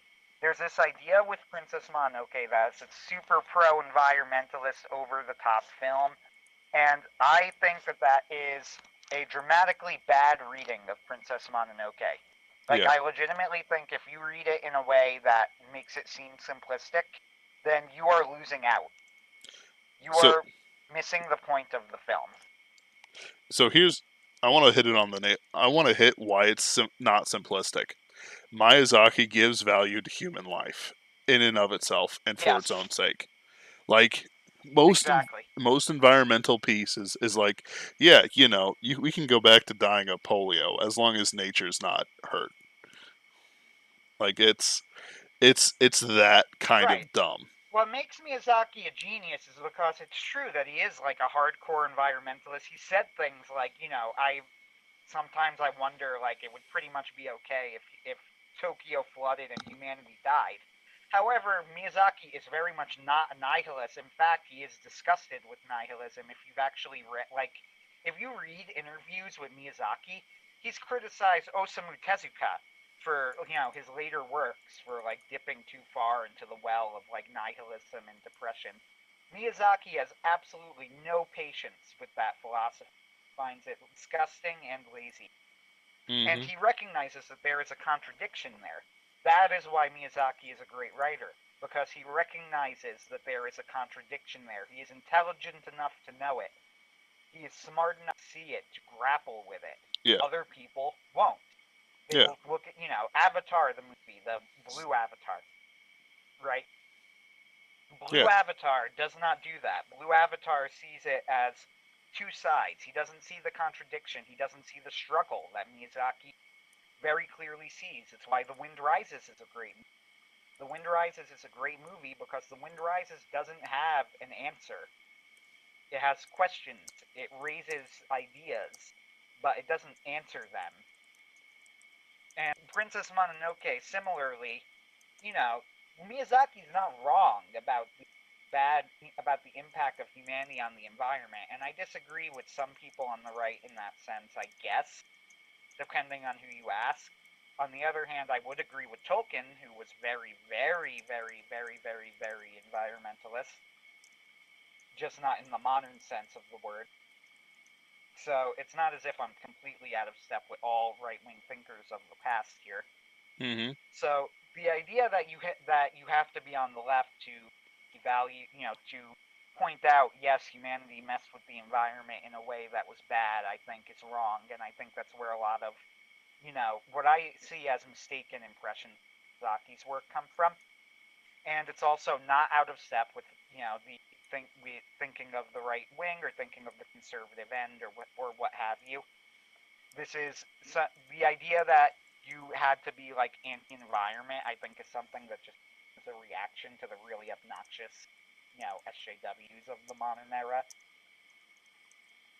more than something that really is inherent in, right-wing or Christian even philosophy. Miyazaki is somebody who was able to see all sides of that issue, Yep. where other people don't, and that's why he's great. Hideaki Anno, when he created Nadia and the Secret of the Blue Water out of the Miyazaki concept, he makes Nadia a mouthpiece for a philosophy that I find both really vile and that I also find really obnoxious, and that I don't think that Miyazaki would have had. I don't think this would have actually been Miyazaki's position. Maybe this was Miyazaki back when he was a bohemian smoking cigarettes in a cafe, wearing a beret, perhaps. Yeah, well, young Miyazaki was a Marxist up until the 90s. Interestingly, in the 90s is when he made Princess Mononoke, which I consider his best movie. In fact, I consider his best works all to have come out after the 90s, which would have been... I think his three best works are Princess Mononoke, Spirited Away, and Wind Rises. With that said, they're all doing different things, so it's kind of hard to judge. Not to mention, I don't know if he was ever quite... He was a little bit less subtle, but I don't think he was ever a two-dimensional thinker. I don't think he ever went that far. I don't think he was.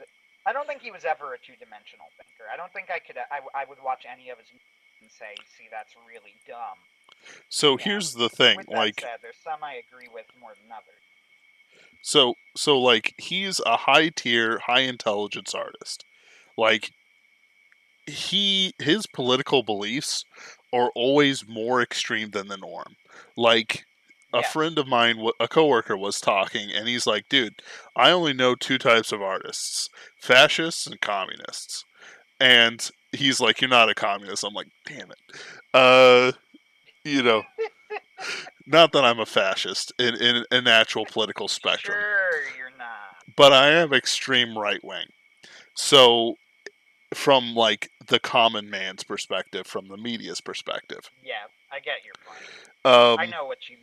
That's like really funny though. It is. So like Miyazaki, artist, true artist, high tier artist. He master artist. He starts off as a Marxist, as a communist, but eventually mellows out because he gets some wisdom. Because he's an adult and an intelligent person who exactly. Actually, right. That's how you know he's an honest person, because if Miyazaki were a bad artist, he would have remained a Marxist for his entire life. But even you see, I don't know. Like, there's some genuinely good artists on the Marxist side, or at least were China No, but Miéville, but what I mean here, though, is that as time has gone on, it is only honest for Miyazaki to recognize the flaws in his own philosophy, and that's exactly what he does, and that's what makes The Wind Rises such a great movie, because The Wind Rises is very much not on the side of its protagonist, nor is it against the protagonist. It presents the protagonist, tells yes, us what he does, and then says, draw your conclusions about him. I think The Wind Rises is an extremely underrated masterpiece of a movie.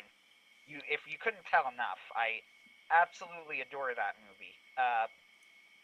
And one day I'm going to do probably a video on it. I plan to do a video on what I consider his three masterpieces: Mononoke, Spirited Away, and The Wind Rises.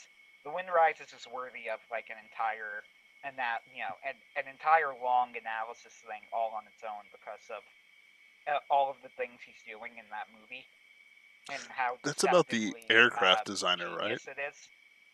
Yeah, Mm. it's a movie that nobody would expect him to make, but after he made it, nobody else could have made it. You see, I don't know. Like, he's always had a love for aircraft. The second I saw that it was about an aircraft designer and it had all the look to it, I'm like, yeah, of course that's a Miyazaki film. Like See, it's this new movie, interestingly, it's called How Do You Live? And the book is apparently written, like the book that the title comes from, which is supposedly a book important to the main character's life, and was a book important to Miyazaki's life, was apparently written by, like, a communist. It's a communist book. Now, see, with most creators, this would make me extremely wary, but since this is a Miyazaki movie, and most importantly at this point, an end-career Miyazaki movie, I am extremely curious as to how this will manifest in the film. Like, I am genuinely excited to see what that means, because I don't know, yep, and it will be interesting. The other thing is Japan is a little bit different in that they had an actual communist party that was like a legitimate political party that made yep. points. So One of the yeah, go ahead. there's this famous image of a man stabbing their chief communist like politician. Like he ran up there with a knife, got him in the gut, and killed him. And like he's low key the man that kept Japan from turning all the way communist, from keeping them taking major power. Oh, really? Oh I yeah, did not know that. like That's actually badass. right, like he was just a student, but like I think it was an artist too. But basically, he put his life in the line, charged the stage, and actually stabbed the dude until he died. Right. Now, going back to Nadia and Hideaki Anno, here's what I mean. Nadia as a character, have you seen, first off, how much of Nadia and Secret of the Blue Water have you seen, Fanny? I'm sorry, what was that? Have you seen any of that show? No. So, by the way, Okay. like if you like, like, so I'm a big fan of sea stuff, so I should probably watch Nadia sometime. But It's not a bad show. if you I want don't know if I'd recommend it or not, but it's not a bad show. if you want a really good version of that show, watch Blue Submarine #6. The really good version of that show is Castle in the Sky, which is show. Is what? What? It's the same thing but better. It's true. I know you haven't seen, but it is. It's the same thing but better. Okay. Look, that's not really fair. Not Shida is not Nadia, and Patsu is not. I can't even remember the boys in the Nadia show. Crap. Which is too bad because he's really not a bad character. Like this sounds like like I'm damning the character, and I'm not. He's not a bad character, but I can't remember his. On the other hand, I absolutely adore Patsu and Shida in Castle in the Sky, and Shida is legitimately one of my favorite female characters ever. So that, a comparison to Castle in the Sky is always a compliment.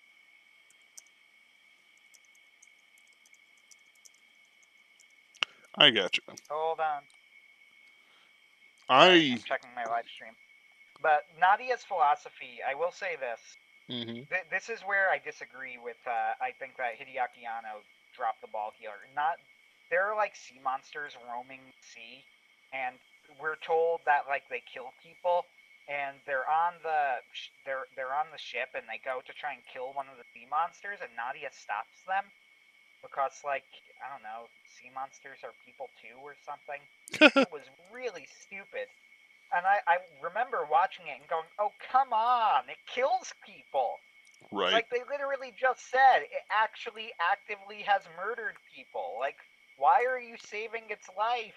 It's enjoying it. And It's like a World War II fighter ace. Every time it eats people, it just gets a little stamp. Conk. look, I haven't watched it that recently. It's been like a few months at least since I've watched it, so I can't unfortunately tell you exactly what pissed me off about it. But it was something along those lines. It was some really obnoxious thing that Nadia was doing where, all of the people telling her, little girl, you are a little girl and not a sea captain and also not a soldier, and you have absolutely no idea what we're doing or why we're doing it, get away. And I remember watching going, I actually agree with the supposed that, with the people we're supposed to be disagreeing with right now, but they're completely correct and I am on their side 100%. So that seems bad. I don't think that was supposed to happen, but you're absolutely right. Shut the hell up, Nadia. I was gonna say something worse, but I decided to keep it rated 13. I did not like Nadia, and it was the exact sort of thing that I watched and thought, this is what somebody who watched Miyazaki, was a fan of Miyazaki, but doesn't actually really understand what Miyazaki was saying would write. I getcha. Fun, fun show, but it did not have the depth or the nuance or the subtlety of a proper Miyazaki story. Even Future Boy Conan was better. Actually, that's a good show. I recommend that show. You can find the whole thing on YouTube. All right. Well, I need to close off this stream. Sounds good. Yep. Uh, so I do recommend you watch Blue Submarine #6. It's only 4 OVAs, but it's basically a similar thing, except it kind of treats the sea monsters with respect. Um, they're like uplifted not cephalopods, whales and stuff like that, and mermaids. It's probably the source of a lot of my Monster Girl things, but we'll see. But no, it's worth watching. Uh, the I have a few things to watch. I gotta finish Future Boy Conan. I gotta watch Evangelion. Blue Submarine #6. I gotta watch. So Blue, now I got 3. yeah, Really 2.5 because I'm like halfway done with Future Boy Conan, which is quite good by the way. yep. There you go. You want a Miyazaki show? That is the only show where Miyazaki was the director. But it was like early Miyazaki though, like It ridiculously was, early. but it was good. That's Yes, true. it was very early, but it was good. It was a good show. At least so far it has been. Mm-hmm. Very reminiscent of Castle in the Sky, but Castle in the Sky is better. All right. Well, as always, thank you, Anthony, and we'll see you all next week. Adios, everyone.